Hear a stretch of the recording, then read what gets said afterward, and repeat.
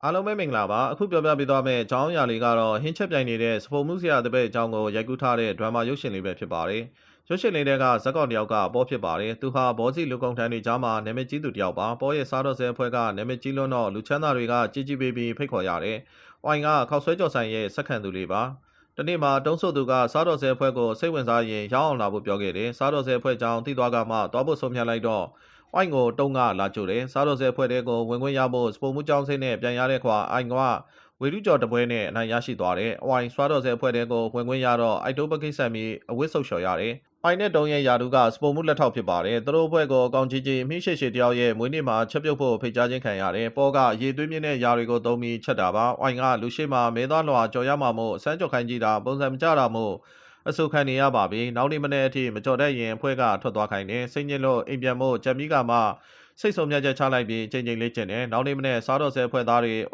ဆိုင်ထဲကိုဝင်လာတော့ပေမဲမီအိပ်ပျော်နေတဲ့ဝိုင်ကိုတွေ့လိုက်တယ်စီပူယာတွေကတကြားလုံးလေ့ကျင့်ထားတာရဲ့တက်တည်ပါပဲဝိုင်ရဲ့သားကြောကိုပေါ်ကသဘောကျသွားပါပြီဒီလိုနဲ့ပဲပွဲနေ့ကိုရောက်လာပါပြီအကောင်ကြီးတွေထဲမှာစူးတီထွင်သူတယောက်ဖြစ်တဲ့တော့ကပေါ်ကိုသွားတွေ့တယ်တော့ကသူ့ဆိုင်မှာလာချက်ဖို့ကမ်းလှမ်းတာပါဝိုင်ရဲ့အသားကြောကိုအားလုံးကချီကျူတယ်သူတို့ချက်တဲ့အစားအစာတွေကကောင်းလုံးလို့ပကံအောင်ပြောင်းအောင်ရက်ကုန်ကြပါပြီတော့ကဝိုင်ကိုသူ့ကိုဆက်သွယ်လို့ရမယ့်လုပ်ငန်းကပ်ပေးခဲ့တယ်ဝိုင်ကတုံးနဲ့တူတူခီးထွက်ပြီးရေသွေးကောင်းဆုံးပစ္စည်းတွေတွားဝယ်တယ်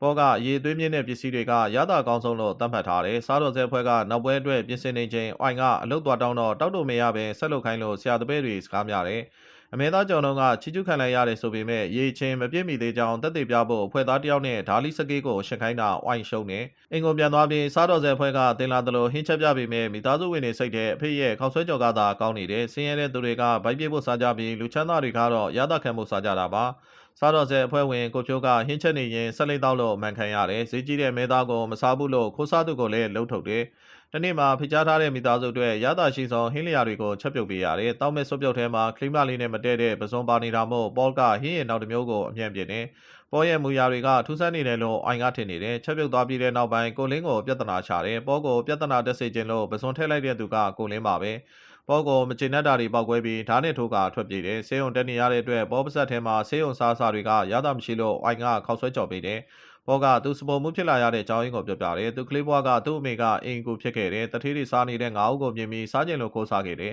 ငါးအုပ်ပလင်ကကြောက်ခွဲသွားပြီးအဲ့ဒီအဖိုးအခါကိုရောဖို့အတွက်မိကလာပေါင်းများစွာလာစာဖြတ်ခံရတယ်အမိုက်တွေကိုသိမ်းရင်ငါးအုပ်ကိုကောက်ပြီးကြည့်တဲ့အခါဘာရတာမှရှိမနေတာကိုသိလိုက်တယ်ဒီလိုအရာအတွက်ဘဝပြတ်မလို့ဖြစ်သွားတာကြောင့်လောကကြီးကိုမုန်းတိစိတ်ဝင်လာတယ်ဘောစီတွေကိုမုန်းတဲ့အတွက်သူချက်တာကိုစားခြင်းရင်ဒူထောက်ရလောက်တဲ့အထိအောင်မြင်အောင်ကြိုးစားခဲ့တယ်ဖေဖြစ်သူကလှုပ်ပြီးမေလဲသွားလို့ဝိုင်ကအင်ပြန်လာတယ်ဆေးရုံမှာလူနာဆောက်ရင်ဝိုင်ကအပြည့်ရှိသလိုခံစားနေရတယ်တရင်ထဲမှာသူတို့ထမင်းချက်ပေးခဲ့တဲ့မိသားစုကကျွေးမဆက်နိုင်လို့တက်သေးသွားပြီဖြစ်ကြောင်းသိလိုက်ရတယ်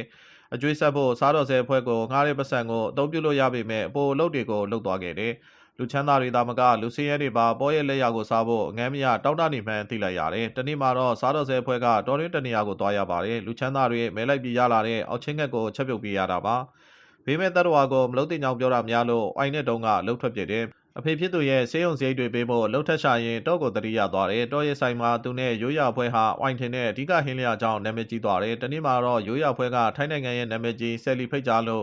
စားတော်ဆဲအဖွဲ့နဲ့အပြိုင်ချက်ပြုတ်ရပါပြီပြိုင်နာကိုကြည့်ရတော့ပြည်သက်တွေကသဘောကျနေတဲ့ဝိုင်ရဲ့လှလှပပအစားအစာတွေနဲ့ပေါ်ရဲ့ရိုင်းဆန်တဲ့အစားအစာတွေကိုလူတွေကအငမ်းမရလူရက်စားတော့ကြတယ်ဝိုင်ကအဖေတင်ထားသလိုဟင်းချက်ပြလိုက်တာအများကချီကျူးတာကိုခံလိုက်ရတော့ဗနာလိုတဲ့ပေါ်ကသူ့ကိုဘယ်တော့မှကြော်နိုင်မှာမဟုတ်ကြောင်းလာပြောတယ်လူချမ်းသာတွေရဲ့မျှော်မှန်းချက်ကိုသူကသာကိုင်းညီအောင်လုံးနိုင်သွမ်းရှိတယ်လို့ထင်နေတယ်ရုတ်တရက်ဆိုသလိုရဲတွေရောက်လာပြီးပေါ်ကိုဖန်နေအောက်ချင်းငက်ကိုချက်ပြုံးနေတဲ့ပေါ်ရဲ့ဗီဒီယိုကိုတုံးကတော့အကူညီနဲ့ရဲတွေစီပို့ခဲ့တာပါ။အိုင်ကထူးခြားတဲ့သူဆိုတာကိုလူအများရှိမှတက်သေးပြဖို့လှုပ်ခဲ့တာမိသားစုနဲ့ချိန်ဖြုံးဖို့တောင်းပြီးရောသွားတယ်။ပေါ်ကိုအဆုံးမသက်ချင်တာမို့အိမ်ပြန်ပြီးခောက်ဆွဲကြော်ဆိုင်လေးကိုပြန်ဖွင့်ရင်ဒီဇလန်လေးကဒီမာရီမဲတခန်းရက်သွားပါတော့တယ်။နောက်နေ့တွေမှာတင်ဆက်မဲ့ဗီဒီယိုကောင်းကောင်းလေးတွေကိုကြည့်ရှုဖို့အတွက် channel ကိုပြန်လာဖို့ဖိတ်ခေါ်လိုက်ပါတယ်။